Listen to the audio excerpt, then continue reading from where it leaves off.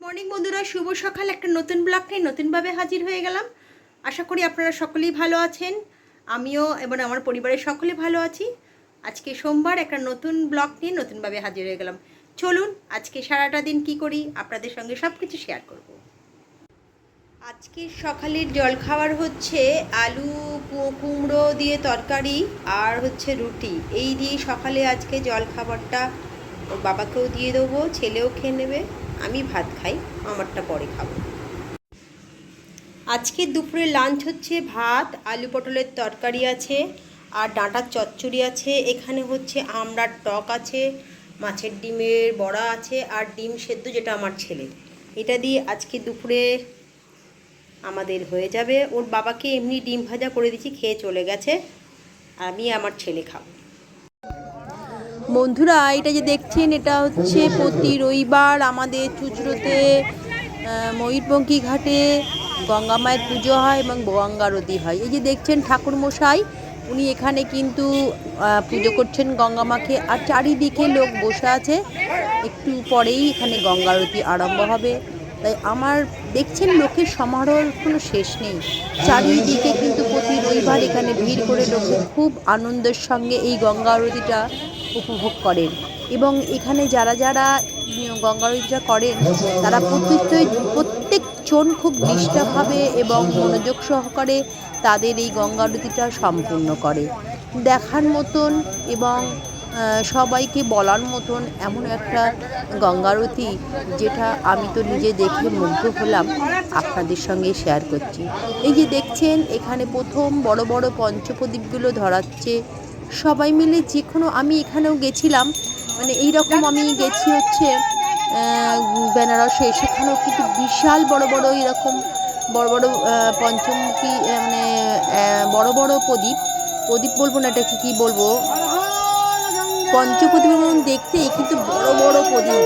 এবং এখানে এগুলো 108টাও হয়, অনেকটা তার বেশি হয়, বা এখানে 51টা বা 55টাও হয়। কিন্তু আমি যেটা দেখেছি সেটা হচ্ছে বেনারসে, সেটা বিশাল বড় বড়, কিন্তু এইগুলো কোনো অংশে কম নাই। দেখতেই পাচ্ছেন 3-4 জন সমস্ত ছোট ছোট সব ঠাকুরমশাই, বা যাকে পুরোহিত বলা হয়, তারা খুব সুন্দরভাবে তাদের এই মানে নিজেদের মানে কি বলবো, তাদের প্রচেষ্টার মাধ্যমে সুন্দরভাবে আরতিটা করছে। চলুন এবার দেখা যাক। সামনেই গঙ্গা, তাকে প্রণাম জানিয়েই তারা প্রত্যেকেই গঙ্গা আরতি করছে। চলুন দেখা যাক। আর এই যে সামনে দেখছেন যাকে, তার নাম হচ্ছে পুষ্পেন্দু। সে কিন্তু পুরোটাই উদ্বেগের মধ্যে থাকে এবং তার প্রচেষ্টারও কোনো ত্রুটি নেই। আমি দেখছিলাম, মানে এর মধ্যে প্রত্যেকের হাতে হাতে জ্বালিয়ে দেওয়া এবং সেগুলোকে নিষ্ঠাবানভাবে করা, ওর প্রচেষ্টার কিন্তু কোনো ত্রুটি নেই।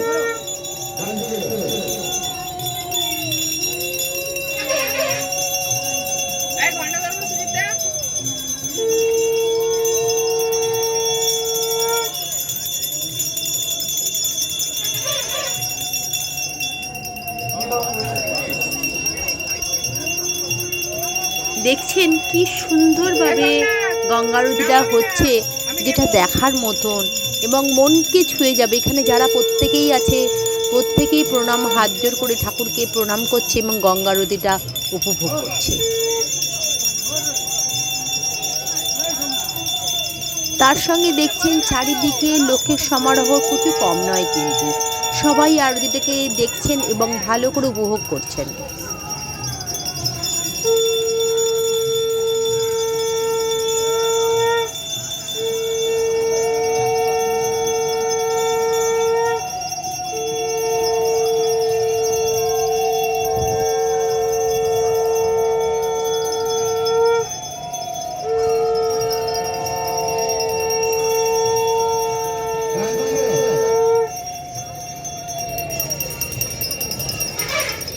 এই আরতিটা করার সময় একবার ডান দিকে, একবার বাঁ দিকে, একবার গঙ্গার দিকে, একবার গঙ্গার ঠিক অপোজিট দিকে, সবাই এভাবেই কিন্তু আরতিটাকে এইভাবেই করছে।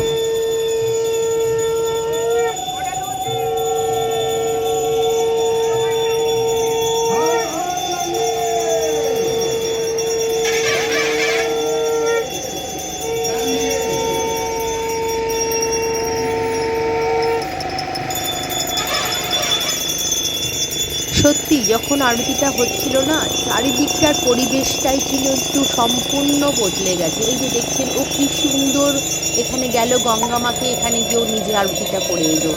যে আরতিটা হলো সেটা হচ্ছে গঙ্গা মাকেও ওখানে দেখতে এলো। এইসবগুলো সত্যি দেখার মতন। এটা কিন্তু পুরোটাই পুষ্পেন্দুই করলো কিন্তু। সত্যি না দেখলে বিশ্বাসই করা যায় না, এত সুন্দরভাবে এরাও কিন্তু গঙ্গা মায়ের আরতি করছে।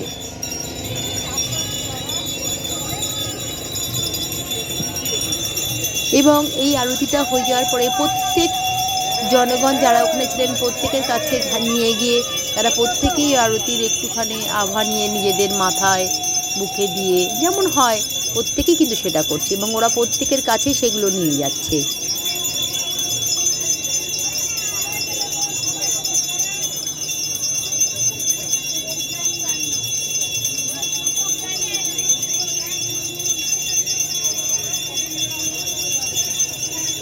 আরতি মানে শুধু পঞ্চপ্রদীপ দিয়ে হয় না, এখানে তার সঙ্গে ধুনো দিয়ে আরতি হচ্ছে, তারপরে চামুণ্ড দিয়ে আরতি হচ্ছে। পরপর যেভাবে মাকে আরতি করা হয় সব দেবতাদের, ওরা কিন্তু গঙ্গা মাকেও ঠিক সেইভাবেই আরতি করছে।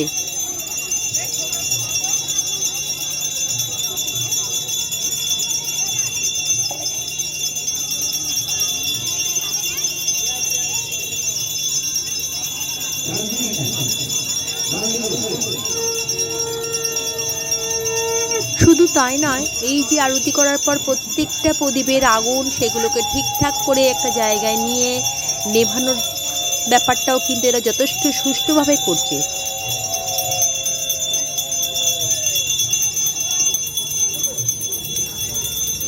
আসলে একটা কাজ করতে গেলে সবাই একতাভাবে করতে হয়, সেটা এদের দেখলেই, এদের নিষ্ঠাবানভাবে করার দেখলেই বুঝতে পারা যাচ্ছে।